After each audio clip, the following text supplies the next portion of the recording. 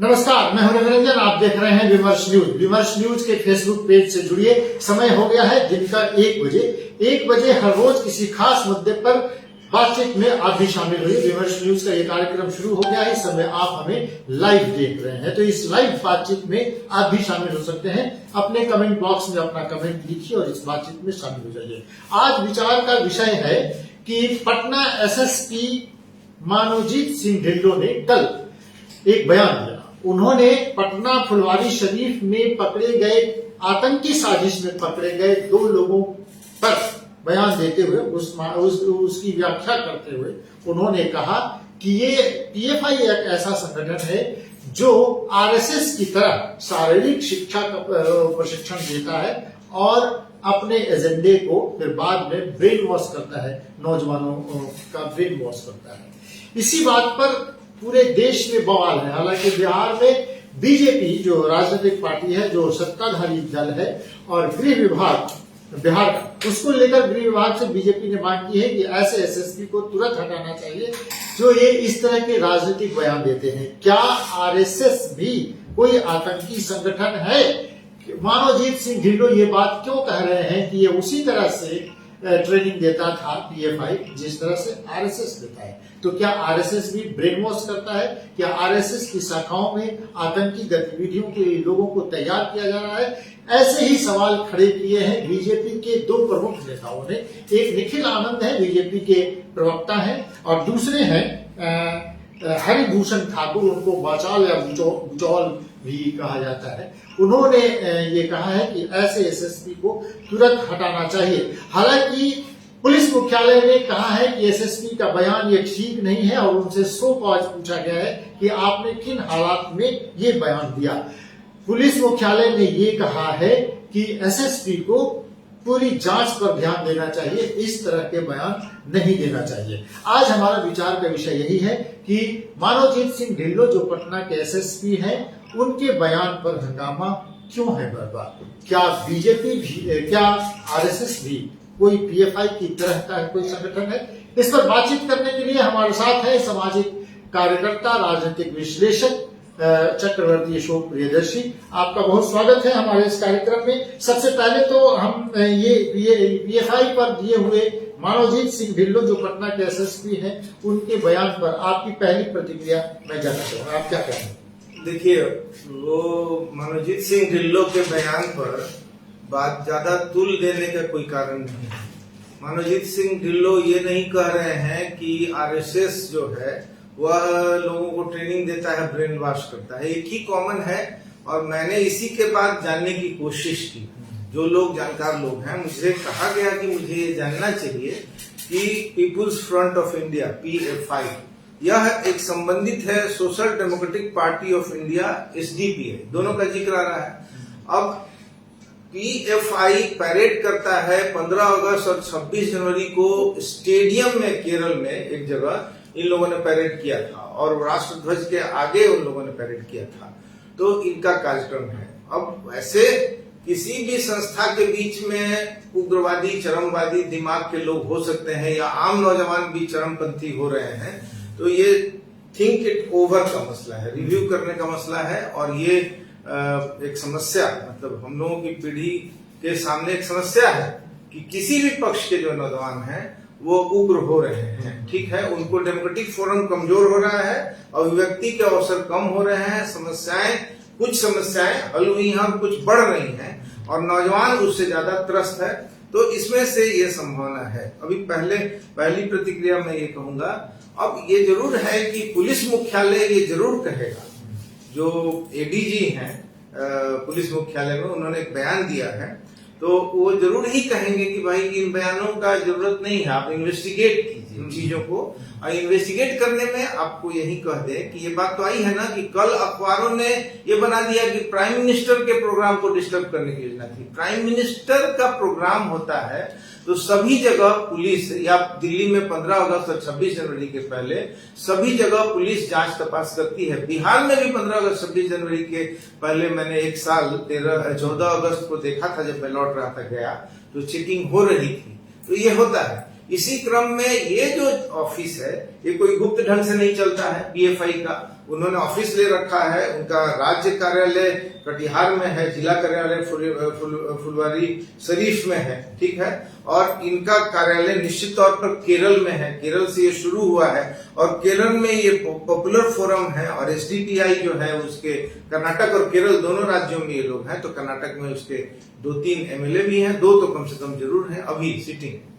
चलिए, सबसे पहले तो ये जानना होगा कि पीएफआई, जैसा कि अभी एक रिपोर्ट में ही पढ़ रहा था, पीएफआई एक चरमपंथी प्रतिबंधित संस्था है और देश में कई बार, 1-2 बार नहीं, हम आपको गिनाते चले, ये कानपुर दंगा, दिल्ली में दिल्ली हिंसा, कानपुर दंगा, सांप्रदायिक दंगे जो अलग अलग हुए हैं, सीएए के विरोध में जो आंदोलन, जो खूनी बवाल हुआ पूरे देश में, वो इन सब में पीएफआई का हाथ।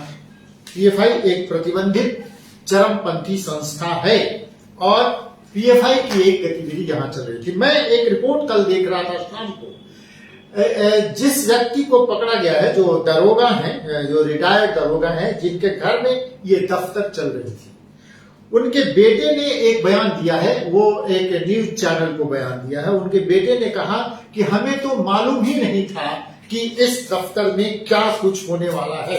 हमने तो एक एग्रीमेंट साइन किया था किराएदार के साथ, जिसमें जिस व्यक्ति को पकड़ा गया है उन्होंने हमसे किराए पर ये मकान लिया था और उसमें उन्होंने कहा था कि यहाँ पर कुछ प्रशिक्षण दिया जाएगा, नौजवानों को पढ़ने लिखने के काम के लिए ये दिया गया था।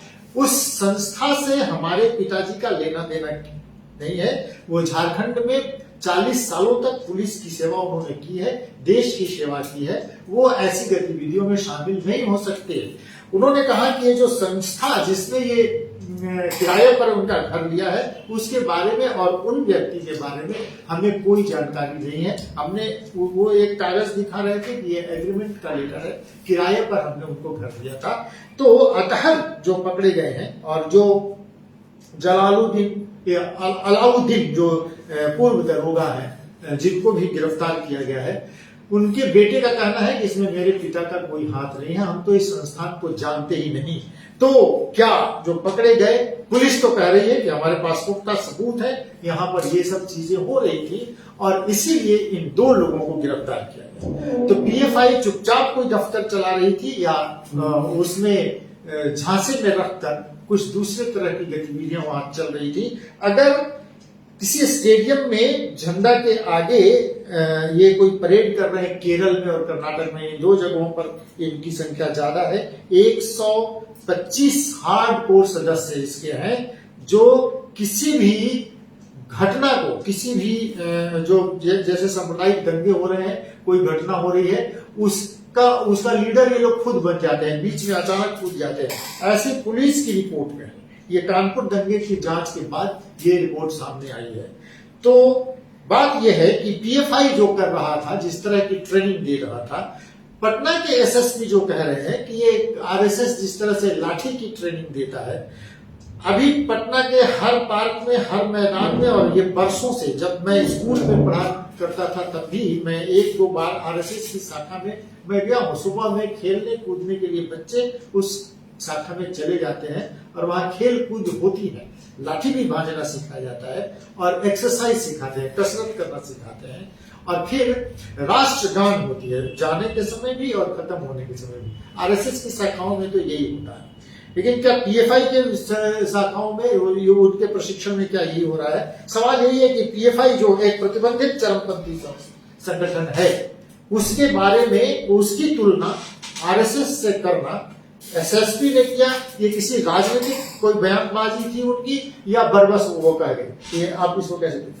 नहीं, एसएसपी तो अपना काम कर रहे हैं। उन्होंने इन्वेस्टिगेट किया, इन लोगों को पकड़ा।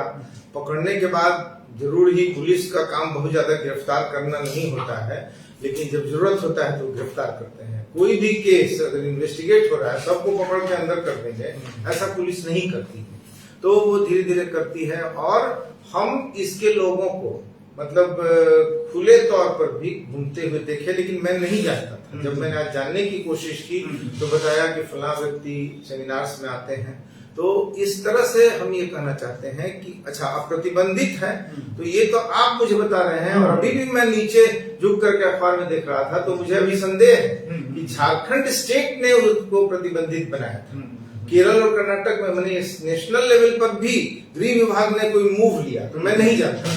और मैं ये भी कह रहा हूं कि इन पुलिस इंटेलिजेंस का काम कैमरा ट्रायल से नहीं हल करेंगे, तो हम इसमें क्लीन चिट नहीं दे सकते। और पुलिस को जो मुख्यालय द्वारा कहा गया है, एसपी के उस बयान को तो एकदम नजरअंदाज करना होगा। अगर एसपी ने ये सब काम किया तो फिर बाद में कोई दूसरा एसपी आकर के उसी काम को बढ़ाएगा, इसका कोई मतलब नहीं है। एसपी का बयान बहुत मामूली सा है और वह आरएसएस को पीएफआई जैसा नहीं बता रहा है, पीएफआई को आरएसएस जैसा बता रहा है, सामान्य गतिविधि। और जो उसकी संदिग्ध गतिविधि है उसके बारे में वो जांच कर रहे हैं और जांच लेकर के आएंगे। अभी तो हम लोगों का कहना भी बहुत सही नहीं है, क्योंकि अभी तो इन लोगों का एफआईआर भी हम लोगों को मालूम नहीं दर्ज हुआ है कि नहीं, ये भी हम नहीं कर सकते हैं। उसमें 6 से 22 लोगों का नाम पुलिस के पास है, वो उनकी तलाश कर रही है। और हम आपको ये बताते चले, केरल के रसलाम एक व्यक्ति है जो इसको हेड करते हैं केरल में, और वो कोई गुप्त या छुपे हुए व्यक्ति नहीं है, वो जानकारी ट्रेनिंग देने के लिए जगह जगह वो जाते हैं, हर स्टेट में जाते हैं। और पटना में भी रसलाम आए थे ट्रेनिंग देने के लिए। रसलाम पर यह आरोप है कि वो जिहाद की ट्रेनिंग देते हैं। हम आपको ये बताते चले कि बांग्लादेश की जो संगठन है जेएमबी मॉड्यूल की ट्रेनिंग, उसी तरह की ट्रेनिंग पटना के फुलवारी शरीफ में दी जा रही थी पिछले 15 दिनों से। ये जमीयत उल मुजाहिदीन जो बांग्लादेश का एक आतंकी संगठन है, पीएफआई बांग्लादेश के इसी मॉड्यूल पर ट्रेनिंग की तैयारी कर रहा है। पिछले 15 दिनों से ट्रेनिंग की। पुलिस के इनपुट है, जिस पुलिस के एसएसपी ने कल बयान दिया कि बीजेपी ये आरएसएस की तरफ वो ट्रेनिंग दे रहे थे। तो आपको इसमें एक इनपुट ये है कि बांग्लादेश के जेएमबी मॉड्यूल की तरह यहाँ पर ट्रेनिंग दिया है, ये पुलिस का कहना है। पुलिस ने जो कहा उसमें से जो बातें अखबार में आई या अन्य मीडिया में आई, उसमें से ये फैक्ट्स फाइल है। पुलिस को अपने बयान को कंक्लूड करना है। पुलिस एफआईआर में जिन नामों को दर्ज दे करती है उस वही नहीं होती है। इन्वेस्टिगेशन प्रोसेस में भी जो जरूरी होता है वो सूचनाएं तो वो शेयर नहीं करते हैं, जिससे कि इन्वेस्टिगेशन में दिक्कत हो। लेकिन अगर कुछ ऐसा किए हैं तो बताते हैं, ठीक है। हम अभी टीएफआई की तरफ से या एसडीपीआई जो मतलब जिसका आनुषंगिक है, इसका वो है कि उसका ये है, मैं नहीं कर सकता। दूसरे का सिस्टरली ऑर्गेनाइजेशन है, तो social democratic party of India जो चुनाव भी लड़ता है, और पीएफआई प्रतिबंधित है। न्यूज तो बताया कि झारखंड में अवश्य है, हाईकोर्ट ने उसको खोल दिया था प्रतिबंध को। अगर अखिल भारतीय होता और फिर खोल देने के बाद इन लोगों ने एक चिट्ठी लिखी कि हम पर से प्रतिबंध हटाइए, क्योंकि हाईकोर्ट ने आदेश दिया, हाईकोर्ट ने एक निर्देश आदेश या जजमेंट दिया था, ठीक है। तो ये सब बातें हैं, हम इनका ब्रीफ नहीं ले सकते हैं। आप एक तरफ से सारा फैक्ट्स जानते हैं और आप रख रहे हैं, हम केवल ये कहना चाहते हैं कि बस मुझे दोहराने की जरूरत नहीं है कि इसका इन्वेस्टिगेशन चले, लेकिन अनावश्यक, क्योंकि वो मुस्लिम संगठन है। देखिए एक और संगठन है जो आरएसएस की तरह ही काम करता है, बच्चों को ट्रेनिंग में ले जाता है, उसका है राष्ट्र सेवा दल। राष्ट्र सेवा दल पूना में ही, और सबसे ज्यादा पूना आरएसएस का बहुत बड़ा केंद्र है। हेडक्वार्टर नागपुर में है, लेकिन पूरा बहुत ही पॉपुलर उसका बेस है। तो पूना में सोशलिस्ट लोगों ने आरएसडी राष्ट्र सेवा दल नाम का एक फोरम बनाया, जिसके बच्चे जो हैं वो सुबह पार्क में उसी तरह से जमा होते थे। और उनमें से जो बच्चे बड़े हुए, वो जयप्रकाश नारायण ने 74 आंदोलन में छात्र युवा संघर्ष वाहिनी बनाई, तो उसमें भी बहुत सारे लोग आए। तो ये सब तो बहुत खुली चीज है, लेकिन अब किसी खास परिस्थिति में इन सब चीजों को कंस्पिकुअस कह दिया जाए, ठीक है। कोई तय हो जाए कि आरएसएस ही बहुत ही विवादास्पद संगठन है, तो आरएसडी राष्ट्र सेवा दल उसी तरह का है, तो वो भी विवादास्पद हो गया। तो ऐसा नहीं होता है। उसमें एक एसपी ने, चूंकि एसपी का निश्चित तौर पर काम बहुत ज्यादा इधर उधर बोलने का नहीं है। दूसरी बात है कि ये तो उन लोगों ने कहा है ना भाई, कि प्रधानमंत्री वाली बात अखबार वालों ने लपक लिया और ज्यादा उत्साह से छाप दिया। वो तो केवल ये कह रहे थे कि क्या कह रहे थे वही जाने, मतलब आप जानते होंगे, आपने सुना होगा कि प्रधानमंत्री जब आते हैं तो इधर उधर जांच होता है, सारे थाने जो क्योंकि है। ये नरेंद्र मोदी की गांधी मैदान रैली में ब्लास्ट पहले से हो चुका है। जब पटना के गांधी मैदान में 8 से 10 ब्लास्ट हुए थे और उसमें कई लोगों की जान चली गई थी, उनमें सजा भी हो चुकी है। नरेंद्र मोदी फिर आने वाले थे पटना, तो उसके पहले जो इंटेलिजेंस का इनपुट होता है उसके आधार पर जांच जो चल रही थी और उसी इनपुट के आधार पर फुलवारी शरीफ में ये इस ट्रेनिंग कैंप को उस पर छापा मारा गया और उसमें 2 लोगों को गिरफ्तार किया गया। बीजेपी समझ रहे, आरएसएस पर भी 3 बार प्रतिबंध लगे। एक तो पहली बार जब प्रतिबंध लगा जब महात्मा गांधी की हत्या हो गई, उस समय आरएसएस पर प्रतिबंध लगा था। हालांकि बाद में उस प्रतिबंध को उस समय की सरकार ने हटा लिया था। बाद में दूसरी बार प्रतिबंध लगा जब इमरजेंसी लागू हुआ देश में, इंदिरा गांधी ने आरएसएस पर प्रतिबंध लगाया। और तीसरी बार जब बाबरी मस्जिद का ध्वंस हुआ, उस समय भी आरएसएस पर प्रतिबंध लगा गया।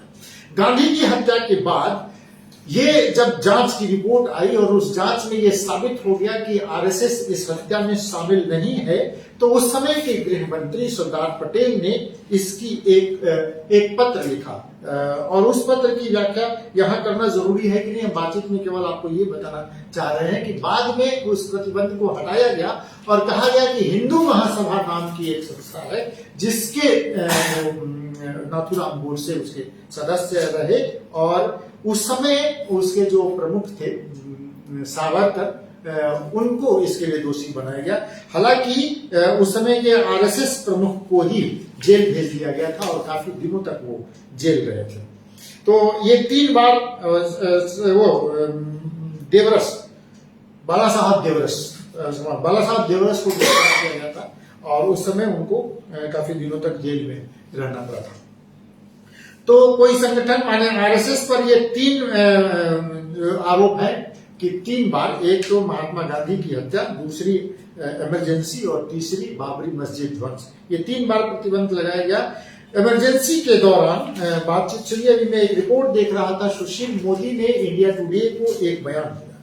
सुशील मोदी ने उस बयान में कहा कि उस जमाने में जब इमरजेंसी चल रही थी तब जयप्रकाश नारायण आरएसएस के लोगों से थोड़े प्रभावित हुए, तब उनको आंदोलन में शामिल करने की अनुमति मिल गई। ये राम बहादुर राय जो सीनियर जर्नलिस्ट उनको लोग जानते रहे हैं और उस समय विद्यार्थी परिषद के राज्य अध्यक्ष थे राम बहादुर राय, गोविंदाचार्य और नानाजी देशमुख। इन 3 लोगों ने जयप्रकाश नारायण से बातचीत की और आरएसएस की विचारधारा से उनको प्रभावित करने की कोशिश की और बातचीत के दौरान जयप्रकाश नारायण ने भी कई जगहों पर पाया। ये सुशील मोदी का कहना, एक रिपोर्ट में मैं पढ़ रहा था, देख रहा था कि उसके बाद जेपी ने ये कहा था कि ये संघ के लोग ईमानदारी, मजबूती से और देशभक्ति से ओतप्रोत हैं, इनकी संगठन शक्ति बहुत अच्छी है, बहुत मजबूत है।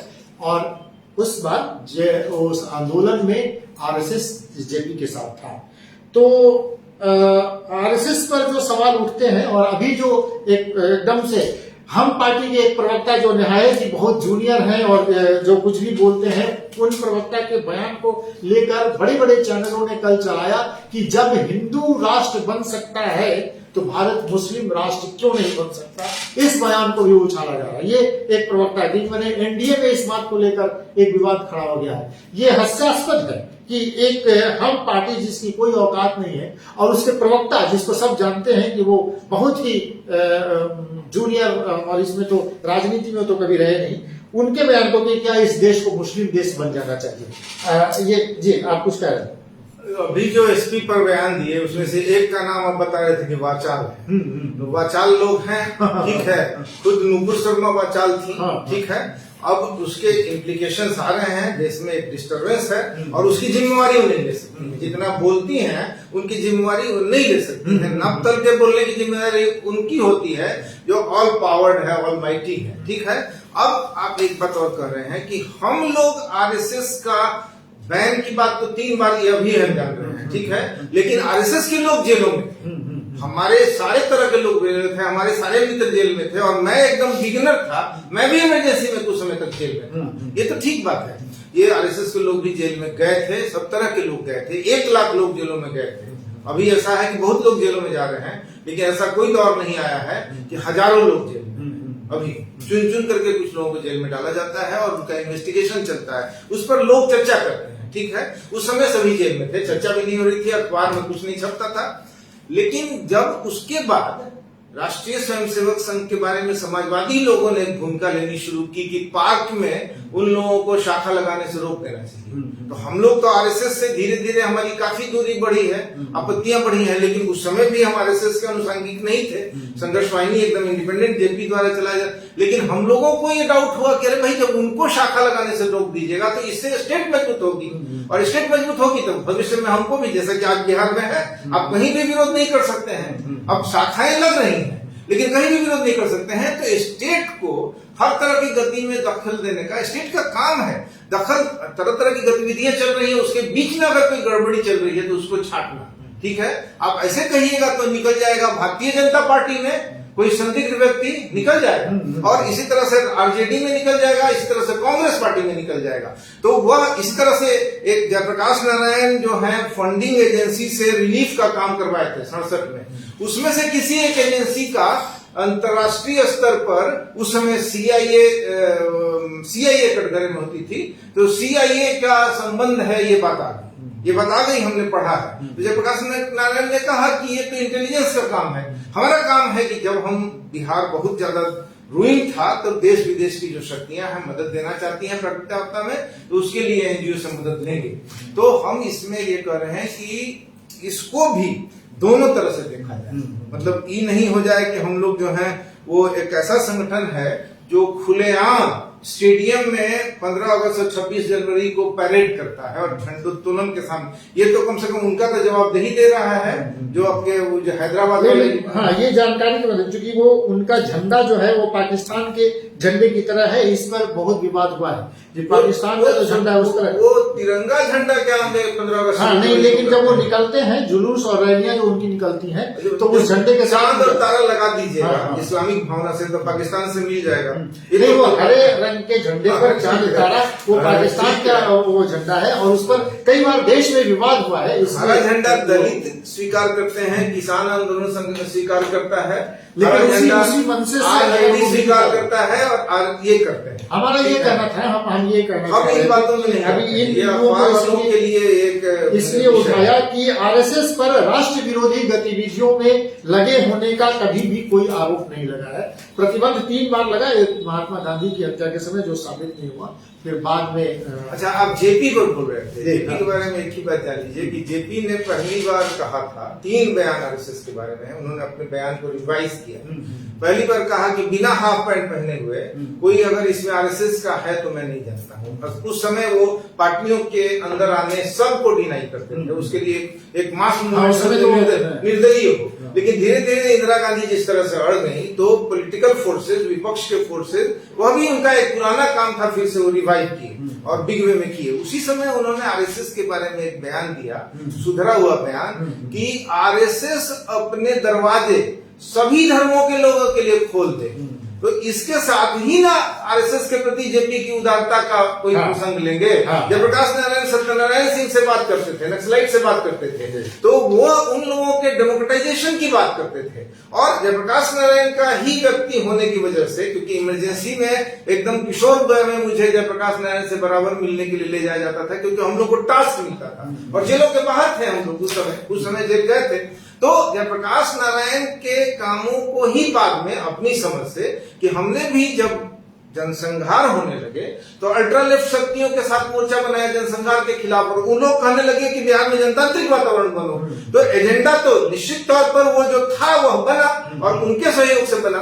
उसके पीछे वो कोई मैंने बैक करके अपना सुरक्षा दस्ता को भेज देते थे हमारे खुले कार्यक्रमों को, ये हम लोग एकदम नहीं स्वीकार करते थे, डिनाई करते थे, और ऐसा वो नहीं करते थे। बल्कि किसी जनसंहार के जवाब में जो वारिंग ग्रुप के जनता के ऊपर जनसंहार हुआ, जब हम लोग डेमोक्रेटिकली मूव करने लगे तो उन लोगों ने जनसंहार भी नहीं रचा, एक चौरम कांड रचाया था। हम जल्दी जल्दी इतनी बात विचार का बिंदु यही था कि डेमोक्रेटिक आदमी बहुत खुले माइंड का होता है, ठीक है, बिल्कुल आरएसएस के पुलिस का जो काम है करेगी, हमारा काम है, करेंगे। हम इनको बचाने के लिए सब नहीं कर रहे हैं, हम देश के जनतांत्रिक वातावरण के लिए कर रहे हैं। तो मुसलमान लोग भी अपना एक बहुत बड़ा फोरम बना सकते हैं, उसमें कोई ऐसी बात नहीं है। बातचीत का बिंदु यही है कि देश की रक्षा में, राष्ट्र हित में अगर कोई संगठन बनता है, मजबूत संगठन बनता है, तो उसका निश्चित रूप से स्वागत किया जाना चाहिए। राष्ट्र विरोधी गतिविधियों में जो लोग भी शामिल हैं, उनका विरोध होना चाहिए। इस बात के साथ खत्म करते हुए 1977 में इमरजेंसी खत्म होने के बाद आरएसएस का जो राष्ट्रीय सम्मेलन पटना में हुआ, उसमें संबोधन करने के लिए जयप्रकाश नारायण गए थे। उन्होंने भाषण उसमें किया था। उन्होंने कहा था कि ये मजबूत संगठन शक्ति के साथ आप आगे बढ़ रहे हैं, आपका स्वागत है। लेकिन राष्ट्र विरोधी गतिविधियों में शामिल जो कोई भी है, मनोजीत सिंह ढिल्लों एक एसएसपी हैं, उनके अपने बयानों पर ध्यान देना चाहिए, उनको जांच में भाग लेना चाहिए और जांच ठीक से करना चाहिए। हालांकि पुलिस मुख्यालय ने उनको ये राह दिखा दी है। अब उन्होंने ये बात क्यों कही, क्या कोई ये राजनीतिक मसला था, क्या उनको कहवाया गया, ये सब एक विचार का विषय तो है ही। आगे भी अपडेट्स हम आपको नहीं लगता है, नहीं, बहुत सहज रूप से उन्होंने उतना तुल शायद हम लोगों को नहीं देना। तो चलिए इसी के साथ आज की ये बातचीत यहाँ पर खत्म होती है। कल समय करें सोमवार को फिर इस खास विषय पर बातचीत करने के लिए दिन के 1 बजे विमर्श न्यूज के फेसबुक पेज से आप जुड़ जाइए। हमारे चैनल को भी आप सब्सक्राइब कीजिए। आप जाइए www.vimarsnewslive.com पे हमारे चैनल को सर्च कीजिए, उसे सब्सक्राइब कीजिए और उसके बगल में जो बेल आइकन है उसको दबाइए ताकि आपको समय समय पर नोटिफिकेशन मिलता रहे। देखते रहिए विमर्श न्यूज। नमस्कार।